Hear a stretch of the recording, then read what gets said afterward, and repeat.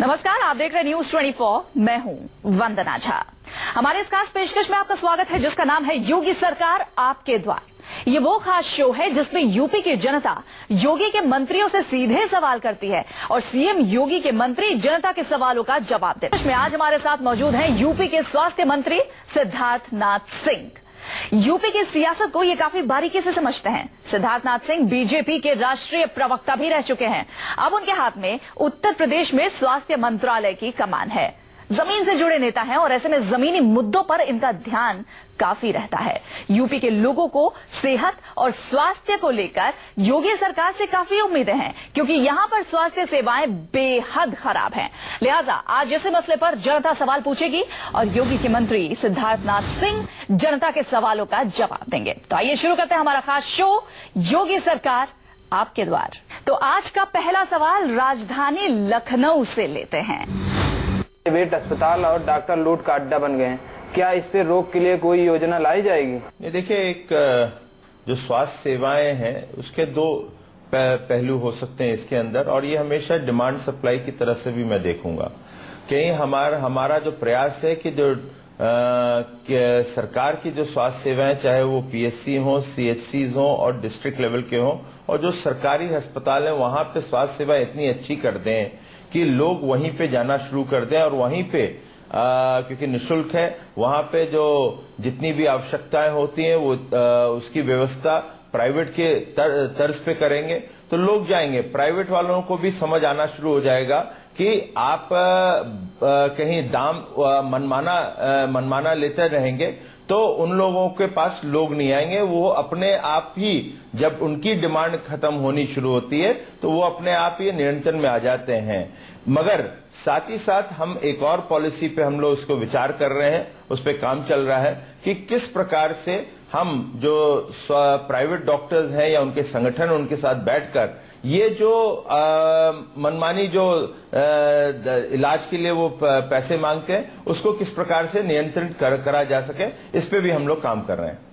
तो जाहिर तौर पर जो प्राइवेट डॉक्टर्स हैं उनके ऊपर कैसे नियंत्रण रखा जाए, मनमाना पैसा ताकि वो वसूल ना सके, इस पर भी सरकार काम जरूर करेगी। आज का अगला सवाल ले लेते हैं। दूसरा सवाल भी लखनऊ से ही है। मेरा मंत्री जी से सवाल है कि 108 नंबर पर फोन करने पर एम्बुलेंस समय से नहीं पहुंचती है, तो क्या ये आगे ये व्यवस्था सही हो पाएगी? देखिए, मेरा ये मानना है कि 108 और 102 जो है वो अधिकांश अभी तक ऐसी रिपोर्ट्स नहीं आई हैं, जबकि हम लोग को 2 हफ्ते ही हुए हैं सरकार में आए हुए। लेकिन मैंने जो लॉग्स देखी हैं और उसका मैंने निरीक्षण भी किया था, उसके अंदर 102, 108 की जो सुविधाएं हैं उसके बारे में जानकारी अच्छी मिली। लेकिन कोई ऐसा भी केस आया हो सकता है जहां पे नहीं पहुंची हो, तो उसके की जानकारी हमें पूरी उपलब्ध हो जाए तो उस पर हम जो भी उचित कार्रवाई है वो जरूर करेंगे, क्योंकि हमारा प्रयास है कि 108 और 102 समय पे से पहुंचे और ये इमरजेंसी सर्विस है 108, और इसको हम लोगों ने अपने संकल्प पत्र में भी कहा है कि 15 मिनट के अंदर पहुंचना है उनको। उसके लिए कुछ एम्बुलेंसेस की और आवश्यकता है, क्योंकि अभी 1.5 लाख के ऊपर जनसंख्या के ऊपर एक एम्बुलेंस है 108 की। हमें 1 लाख के ऊपर जब लेके जाना है तो उसके लिए एम्बुलेंसेस लाएंगे तो वो 15 मिनट में लोगों के पास पहुंचेगी। इस पे भी हम लोग काम कर रहे हैं, मगर हमें आपके माध्यम से कहीं जानकारी मिल जाए कि कहां पे ये घटना हुई थी, उसकी फिर हम कार्रवाई जरूर करेंगे। सिद्धार्थ जी, इस बारे में तो जानकारी जरूर मिलेगी, लेकिन जैसे लोगों की शिकायत होती है कि एम्बुलेंस वाले जो नंबर्स हैं वो मिलते नहीं हैं, तो इसके लिए या फिर एम्बुलेंस टाइम से पहुंचे, इसके लिए क्या किसी तरीके के निर्देश भी आपकी तरफ से जारी किए गए हैं? ये हम लोग दे चुके हैं, इसके बारे में हम लोग दे चुके हैं। और एक और सुविधा मैं ला रहा हूं, जल्दी आने वाली है, मतलब 2 हफ्ते के अंदर शुरू कर देंगे 104 की, जो कि ग्रीवांसेस को लेकर है, उसको हम लोग एड्रेस करेंगे। किसी की इस प्रकार की भी समस्या है तो 104 पे भी वो रजिस्टर करके बताएंगे, तो उनकी भी हम लोग उस समस्याओं का हल करेंगे और उस दिशा में देखेंगे भी। तो 104 यही इन्हीं चीजों को लेकर हम लोग लॉन्च करने वाले हैं आने वाले समय में, और तुरंत बहुत जल्द से जल्द होने वाली है। और अब आज का अगला सवाल बरेली से है। पूछा जाएंगे मंत्री जी, लंबी लंबी लाइनें जो लगी हैं आपके अस्पताल में, जैसे बाहर भीतर परेशान करते हैं लोग और दवा सही से नहीं मिलती है, तो आपकी सरकार इस पर क्या योजना उठाएगी? देखिए, मैं इतना ही कह सकता हूं जब से योगी जी की सरकार आई और मेरे पास स्वास्थ्य मंत्रालय आया है, इस दिशा में बहुत खामियां हम लोग को दिखने को मिली हैं। और इन खामियों में डॉक्टर्स की अवेलेबिलिटी नहीं होती। जो डॉक्टर सरकारी हैं वो प्राइवेट प्रैक्टिस कर रहे हैं, उनको हम लोगों ने एक तरह से वार्निंग भी दे चुके हैं। अब उनको सुधरना चाहिए, ना तो फिर एक्शन होएगा। हम लोगों ने देखा है कि जो सीपीसी और पीएचसीज हैं और डिस्ट्रिक्ट हॉस्पिटल, वहां पे सफाई नहीं है, उस पर भी हम लोग बल डाल रहे हैं। दवाइयों का भी यहाँ पर अभी तक देखते आए हैं, जो कि पिछले 5 साल में हुआ है कि दवाइयां पेपर में तो आ जाती हैं मगर वो खरीदी नहीं जाती हैं, उसका भी ब्लैक मार्केटिंग या ब्लैक मार्केटिंग का काला धंधा होता है। अब इन चीजों को हम लोग ऑनलाइन और परचेजेस करने जा रहे हैं ई टेंडर के साथ। उसका भी हम लोग अपना सेंट्रल पूल से ही परचेज करेंगे। फिर वहां पे हम लोग ने देखा कि काफी जो मशीनें जो खरीदी गई थी, चाहे वो एमआरआई यूनिट्स हो, अल्ट्रासाउंड हो, ये मशीनें खरीद तो ली गई मगर उनका मेंटेनेंस नहीं होता। जहां मेंटेनेंस हो रहा है तो वहां पे ऑपरेटर नहीं मिलते। तो बड़ी दिक्कतें हैं, मैं ये नहीं कहूंगा कि नहीं है, मगर इन सबको थोड़ा समय जरूर लगेगा, मगर इन सबको पटरी पे लाने का काम शुरू कर दिया हमने। चौथा सवाल भी बरेली से ही है।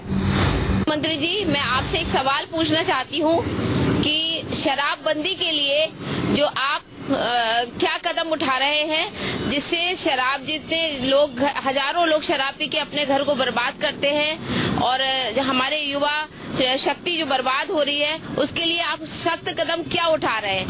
देखिए, एक सुप्रीम कोर्ट का आदेश मिला है, उसको हम लोग पूरी तरह से लागू भी कर रहे हैं कि जिससे कि शराब जो है वो स्टेट हाईवेज या नेशनल हाईवेज पे ना मिले, गलत जगह से ना मिले, अवैध तरीके से ना मिले।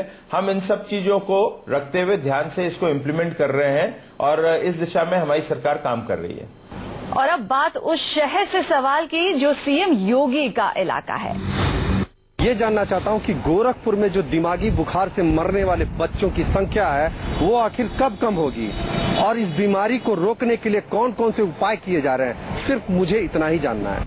ये चिंता का विषय हमेशा रहा है मगर इस दफे हम लोग, क्योंकि हमारी सरकार आई है, तो प्रिवेंशन ही कर सकते हैं। हमने प्रिवेंशन के लिए जितने भी जेई जिसको कहते हैं जापानी इंफेस्टाइटिस जो कहते हैं, उसके लिए हम लोग ने इंजेक्शंस, वैक्सीन हर जगह उपलब्ध करवा दी हैं। चाहे वो गोरखपुर और गोरखपुर के अगल बगल के डिस्ट्रिक्ट्स और भी हैं, वहां पे उपलब्ध करवा दी हैं। आज पिछले एक हफ्ते से जो फॉगिंग की होती है, एंटी लार्वाल जो फॉगिंग करते हैं, स्प्रेइंग करते हैं, वो भी हम लोगों ने डिस्ट्रिक्ट मजिस्ट्रेट्स के माध्यम से उसको कोऑर्डिनेट करते हुए हमारे सीएमओ उस पर भी हम लोग लगे हुए हैं। और विशेष रूप से हर जगह ये भी हम लोग कर रहे हैं कि स्वच्छता अभियान, आपने देखा होगा मुख्यमंत्री जी ने खुद ही उसको लॉन्च किया, आते ही लॉन्च किया, उस पर आग्रह भी है, क्योंकि ये जितनी भी बीमारियां हैं ये स्वच्छता से हैं। जहां पे पानी इकट्ठा हो जाता है उसके कारण भी होता है।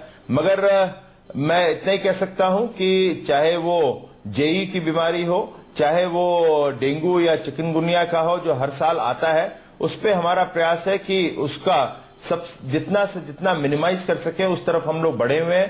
प्रिवेंशन पहला रास्ता होता है। फिर उसके इलाज के लिए भी हम लोगों ने जितने भी हॉस्पिटल्स हैं, चाहे वो डिस्ट्रिक्ट लेवल पे हैं, वो तो विशेष रूप से वहां पे कहा गया है, मगर जो प्राइमरी हेल्थ सेंटर्स हैं उनको भी कहा गया है कि आप भी अपने आप को इन दवाइयों से और इलाज से आप उसको लेस करें अपने आप को, जिससे कि वहीं पे उन लोग का इलाज हो सके।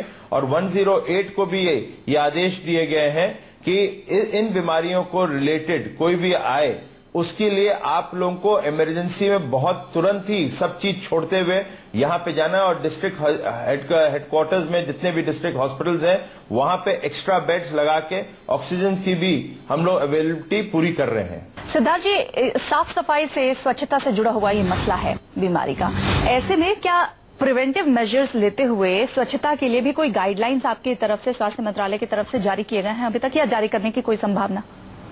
नहीं, हम लोगों का आज मैं इसमें कह सकता हूं कि हम लोगों के एड्स आने शुरू हो गए। उसका भी हम लोग ने, क्योंकि ये अवेयरनेस कैंपेन होता है, अवेयरनेस कैंपेन्स में हम लोग एड्स दे रहे हैं। हमारे जो चिकित्सा के मित्र होते हैं उनके माध्यम से हम लोगों के बीच में लोगों को भेजना शुरू कर दिया है। हम लोग ने एनजीओ को भी कांटेक्ट किया है, सिविल डिफेंस के लोगों को कांटेक्ट किया है, क्योंकि ये मास मूवमेंट का एक तरीका है। जिससे कि लोगों को अवेयरनेस दी जाए कि आप अपनी सफाई रखें, अगल बगल पानी इकट्ठा ना हो, साफ रहेगा तो उससे मच्छर कम पैदा होते हैं।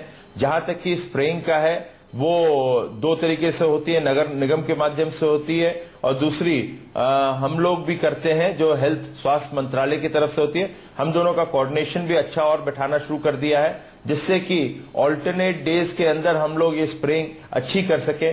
केंद्र की तरफ से भी हम लोगों ने आग्रह करके, मैं खुद स्वयं यूनियन जो केंद्र मंत्री हैं जेपी नड्डा जी से मिला और वहां से भी जितनी भी दवाइयां और वैक्सीन आ सकती हैं वो अधिक से अधिक की मांग कर चुके हैं, उसमें से आनी भी शुरू हो गई है। तो ये हम लोग ने प्रिवेंशन की तरफ से बहुत जोर दिया हुआ है, क्योंकि प्रिवेंशन ही एक बड़ा इलाज है इन बीमारियों का। तो यूपी के स्वास्थ्य मंत्री सिद्धार्थनाथ सिंह लगातार हमारे साथ बने हुए हैं और जनता के सवालों का सिलसिला अभी भी जारी है और जवाब सिद्धार्थनाथ सिंह से लेते ही रहेंगे। एक छोटे से ब्रेक के लिए यहां पर रुक रहे हैं।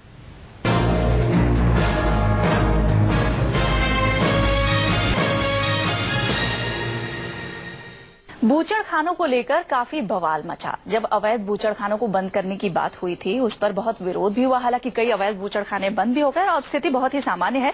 अगला सवाल इसी से जुड़ा हुआ है सिद्धार्थ जी। पश्चिमी यूपी के मेरठ से ये सवाल है।